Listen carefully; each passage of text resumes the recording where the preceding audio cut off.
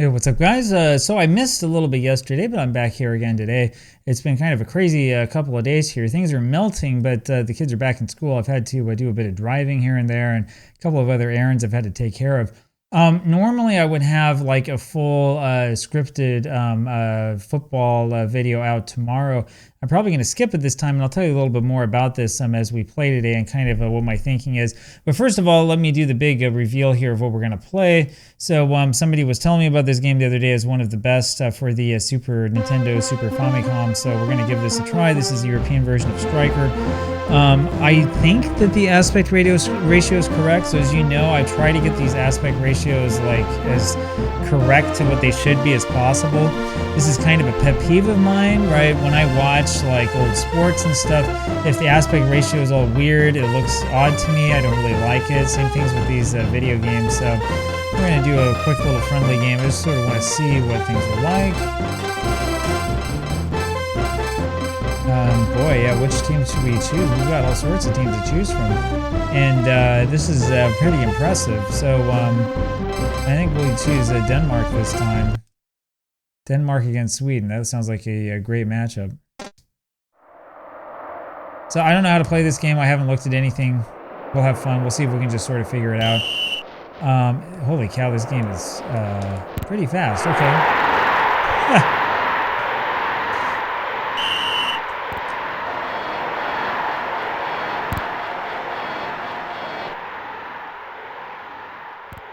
Yeah, so I might need to see if there's a way that I can sort of slow this down a little bit so I can figure out what I'm doing. I know that I played the US version of this game a little while ago. This is looking kind of familiar to me.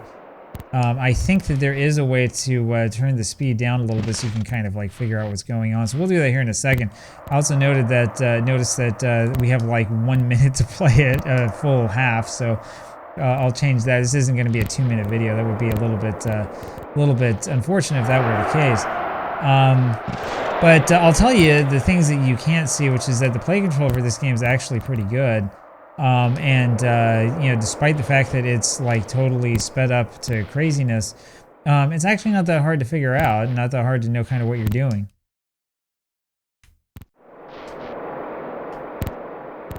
The other thing I'll say is that even though this is zoomed in a little bit, it's not really that bad. I see the things that I need to be able to see for the most part. Anyway, so yeah, this thing is, I was thinking of doing sort of a history video for tomorrow, talking a little bit. I was looking at the 1952-53 Football League in England and the history behind all this and stuff. And I looked at that because somebody had made a, well, theoretically a database of this on for FM23 and also FM24. There's also a version there of 52-53. But then I realized after looking at this for a while that like it was going to be really, really hard for me to figure out like the right way to approach the season, right? This is the year that Preston North End wound up tied with Arsenal for the league in number of points, and Arsenal won on average goals scored per match by like 0.1 or something crazy like that. Yeah, see if we can score a goal. How about that? Anyway, so there's a real interesting story behind this, right? There's stuff to get really excited about, but the problem that I have is that like, I'm not certain that, you know, I have enough information to make like a really good video. And then the other, oh, I have to push start to get out of the replay. That's what's going on. Okay. I'm not sure that I have enough information to make a good video. And the other problem is that there's like, of course, there's no video that exists of anything back then. Not that season, the season before, 1951-52, the 52 FA Cup final was actually not televised, believe it or not. Television is also pretty interesting. I was reading the other day, before the Second World War, there were actually more television sets. We're going to win this game. There were more television sets in England than there were in the United States. In fact, there were quite a few more. There was about 12,000 in England in the hands of consumers in, like, I think 1941 or whatever. So I guess that's not before the war in Europe. But before the war, before Pearl Harbor, I should say. Whereas in the United States, there were about 4,000, and there was nothing in the United States in terms of like national television coverage. I think that the BBC had already started something by that time. I know that there was some coverage. There's that famous story in the history of television of them showing a Mickey Mouse cartoon and then turning it off right before the end of the cartoon, and that was the end of television for the entire length of the war. That would have been, again, like 1939 or 1940. That story is kind of apocryphal. It's not 100% true, but it's been told. If you watch old television documentaries, like the famous Granada television documentary from 1987 or 88, you'll know about that. So anyway. Look at that, 50% possession for both teams. It's amazing. And we wound up winning 2-1. All right. I can do control options. So Y is overhead and dive. A is auto pass. X is strategy and scan, which is good because it's a harder button to get to. And B is long kick and tackle. Okay. So like over here, I should be able to change some options. Yeah, here we go. We can do up to like 10 minutes. We could take away extra time if we wanted to.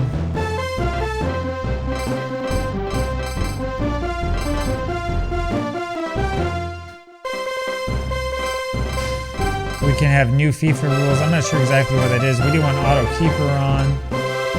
We can mess around a little bit with like this stuff. Players have individual speed, which is interesting. Anyway, so let's try this again. Let's try maybe a match that's a little bit longer. So we'll give ourselves an unfair advantage and see what we can come up with. All right. Anyway, so as I said, that was kind of the sort of idea that I had for a video on this channel. Instead, though, like, it's a little bit weird for me to be like looking through different stuff. Like I looked through this guy's Football Manager save file for 52-53, and it looked kind of intriguing. But then I thought, what am I doing? Right, like my own save, I've been away from that for like a week and a half, and so I'm thinking what I'm really going to do instead is I'm going to take the time I would have spent on like making up this video. Instead, I'm going to spend it on trying to get things, you know, up to snuff in the Bobingen save. And hopefully doing that will allow me to make a little bit more progress on that, and we can have more videos of that and things like that. I might end up doing something with some of these, with something like the 52-53 save. I do need to check. I want to see how the schedule is and stuff like that. I'm still not sure like how well done it is. I noticed that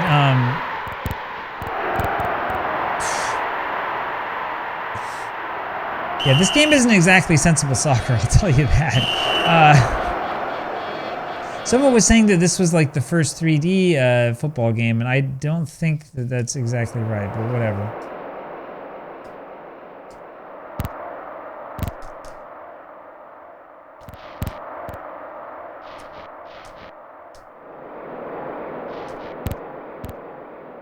Anyway, it's not too bad, with the obvious exception being that it's like really, really fast. Boy, he missed that tackle, didn't he?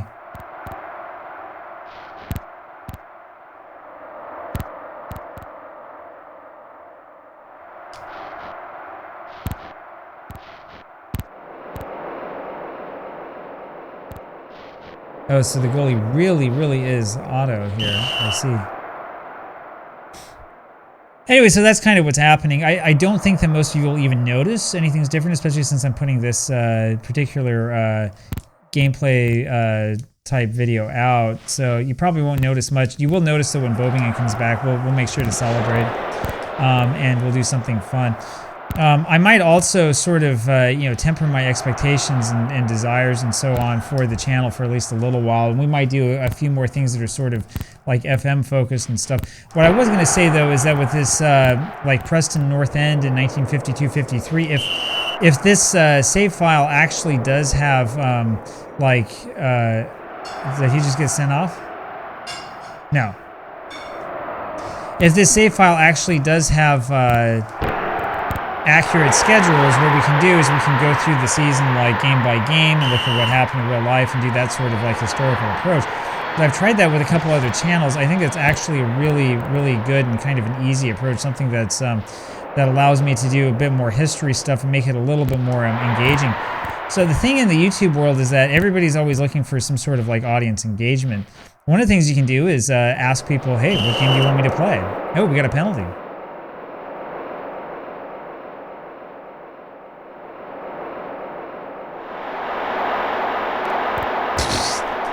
Excellent penalty system, right? I love how easy that is to control. So apologies to the person in the comments who said that this game is awesome. I'm not sure that this game's awesome. I don't think that this is quite as good as Sensible Soccer is for the Super Nintendo. I think that game's a bit better than this. This isn't a bad game though. It's kind of fun. It's just it's got a couple of things that are really annoying me. Speaking of Sensible Soccer, I don't know if you saw my video on it or not, but there was a Sensible Soccer version for the PlayStation, I think it was. That one we should play again. That was interesting.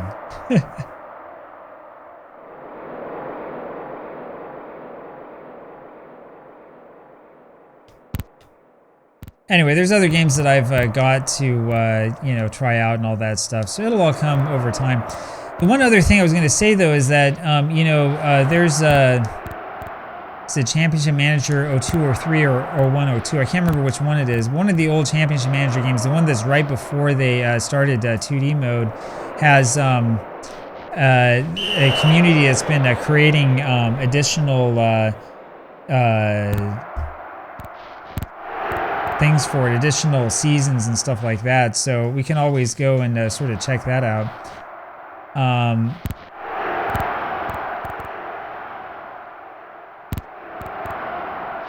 Like there are a bunch of old-time seasons. I want to say there's an 84, 85 season I've kind of had my eye on. So if we do start doing stuff that's like historic and stuff like that, I might wind up grabbing that and we can like throw a couple historic facts out or whatever as part of it. I don't know, something like that. Just something to make it so that, you know, it's not just, you know, here's the next game, here's the next game, here's the next game, you know, just something that will actually, you know, involve doing some sort of work and stuff like that. Oh, wonderful. So school's going to open 2 hours late again tomorrow. We've had 2 hours late all week. At least the kids are back in school. So just so you know, we had a huge, like, torrential amount of snowfall here recently. And in Northern Virginia, nobody knows what to do when it snows. And so because of that, you know, the schools were all closed for a while. And, you know, it was kind of rough going. Rough going for those of us who end up being at home. You know how rough my life is, right? It wasn't really that bad. But yeah, they had the schools closed for a full week. And we still have ice out there. It's above freezing right now. It's probably about like 2 or 3 degrees Celsius. So it might be a little bit warmer right now, actually. But it's supposed to freeze again tomorrow, and so people are worried about black ice and stuff like that. It's kind of funny because years ago when we lived in Ottawa, Canada, like they would have a lot more snowfall than we got here. Like they'd have like 2 feet, you know, and schools would always be open. They even they would have the buses would not run because there was too much ice and snow. But the kids still had to go to school, so the kids would try to figure out a way to go. You see them like sliding on the ground and stuff like that. But Canada, of course, is a little bit different. You know, kids as young as preschool there learn how to ice skate in school. Like my kids learned how to ice skate when they were like 3 or 4. So you know, it's a different type of culture than the United States. That's definitely the case. And so any would-be autocrats who are looking to invade North really need to watch out, because I don't think that we can ice skate with them. I mean, we have a hard enough time trying to beat them in hockey. Anyway, this game's kind of calmed down here for us. This is actually not too bad in terms of like realistic scores and stuff like that. You know, it's not like a 10-9 game or something like that. And yeah, it's not really that bad. Once you get used to sort of what's going on, it's not really awful. Yeah, I just wish I would stop hitting the bar. I mentioned this game before, or this particular game before, but at some point in time I am going to try to get Euro 2000 working, because that's the game I remember playing the most when I was a kid. Not exactly a classic, but the PC version of that game is kind of fun. You can do kind of really dumb things with it. And I played the PlayStation version a while ago. I put a couple clips in one of the videos I did some time ago, and it was all right. But the PC version's better. All right, so we have made it here to halftime. This is a good chance actually for me to tell you that if you enjoy the things that you see on this channel, you want to support me. Well, first of all, we need to get better goalkeeping than that. That was ridiculous. But second of all, if you enjoy what you see on the channel, you want to support, please consider becoming a channel member on YouTube. Or you can also check out my Patreon, where I have huge collections of old sporting events on video and stuff that I can't upload on YouTube because they'll go get me or whatever. So, you know, there's a lot of stuff to check out, a lot of ways that you can help support, but your support really means a lot because it allows me to do this. Especially at a time when getting views on the channel is not exactly the easiest thing in the world. We're still kind of struggling for it. That's the other reason why I'm thinking maybe I'll hold off a little bit before doing, you know, some major video is going to take up a whole bunch of time and sort of see what ends up working. Is sometimes like this approach, doing this type of video that's a little bit easier, ends up helping a lot with creativity and stuff like that. So I don't know. That was a really good goal, by the way.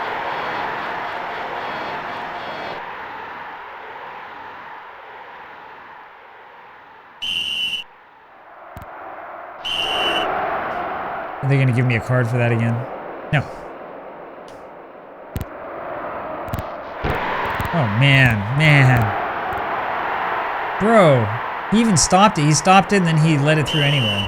So they scored right away after we scored. I thought we would have a better team than they did. I don't know, maybe it's user error to some part. Like, there are these other buttons you can push other than just the B button, but I find that they don't really do anything I want them to do. Oh, that didn't do anything. I don't know, one of you who've played this game a little bit more, maybe you can go in the comments and let me know what I'm supposed to be doing. This is also the reason, by the way, why I'm a little bit hesitant to jump straight into sensible soccer, because I'm not exactly the best sensible soccer player in the world. But that's part of the joy of this channel. You know, I was saying this on my baseball channel yesterday, like, you know that this isn't AI doing this, right? That this is actually me, because AI wouldn't play this game like this, right? That's part of the charm of the project here, which is that, you know, what we do is legitimate, and you know, it's designed to be. It's not really designed to be anything. It's just, you know, sort of hanging out and playing. The hope is always that it feels like, you know, we're just sort of like hanging out on the couch and playing some, you know, video games and like checking stuff out or whatever.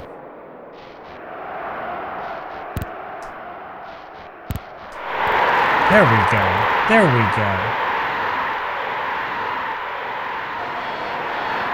I was trying to get him to pass it back straight to the player, but it didn't quite work out right. But it's okay. We scored in the end. That's the most important part. You know, it would help if I actually ran to the ball instead of running away from it. I don't know. Maybe my guy was really scared or something. I don't know. We got another penalty, didn't we? So that penalty system has got to be the worst penalty system out of any football game I've ever played. Like, everything else here is nice, it's fast, you know, which is cool. But that penalty system is just bad.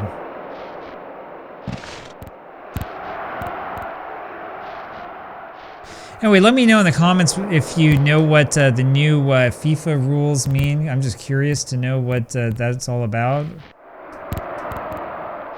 Other than I'm supposing, I know that it was in qualification, I think, for the World Cup that they changed it so that points, like a win was worth 3 points instead of 2. Wow, that hit the post from way out there. This guy's got a really, really good foot, huh? He's got a boot.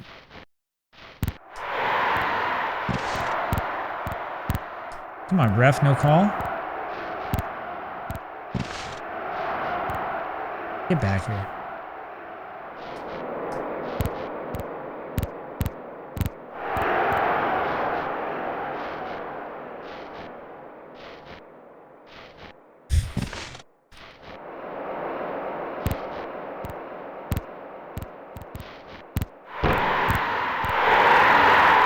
Yeah, you knew that was going to happen.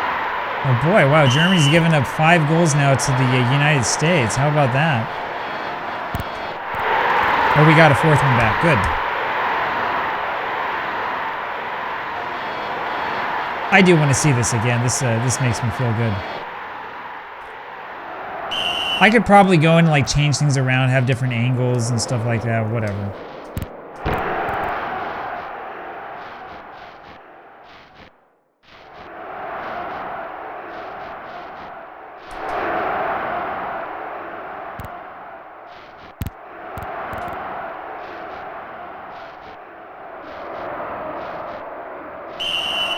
Oh, that he was in the box. He was in the zone.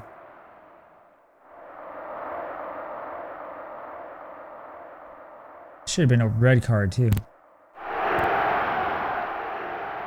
So apparently pushing B just knocks it over the keeper's head. That's not what we wanted to do. We've given up 6 goals now. Remember where I was talking about how this game is nice and realistic and all that?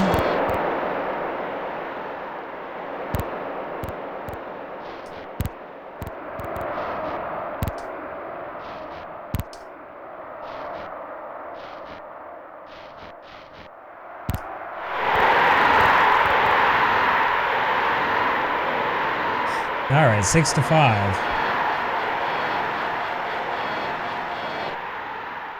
I will tell you one other thing though. One thing that drives me nuts about sports games like this is that the sound is just really the static of the crowd.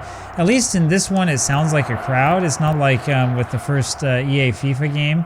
But like, whatever happened to putting like music in the game, right? Why don't they have more music in games like this instead of just having total static and whatever?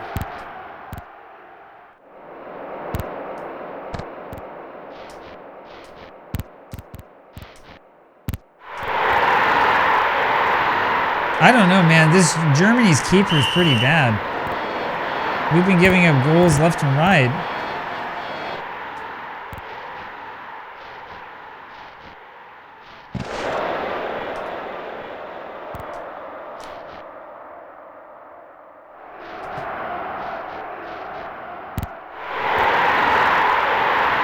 Yeah, this is getting to be a little bit ridiculous. Now, the other problem with this game I've noticed, this is similar to games like, you ever play Double Dribble Playoff Edition on the Mega Drive or the Genesis? It's very, very similar in that game where your teammates don't actually do anything. Like your teammates just sort of stand there, and unless you're controlling them, they do nothing. Yeah.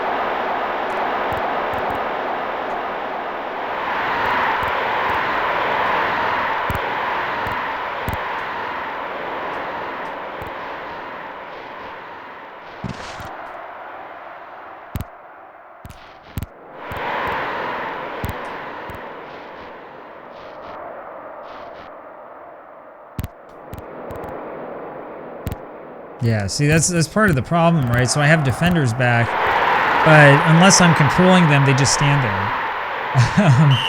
And that's definitely leaving us wide open. I presume that there is actually a way to play at the back to prevent that from happening, but whatever it is, I definitely haven't quite come across it.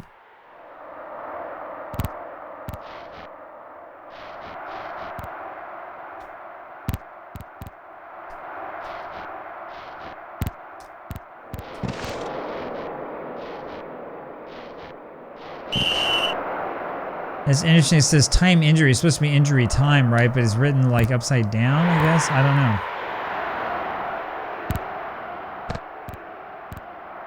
Written from bottom to top. I'm not sure why they did that, but whatever.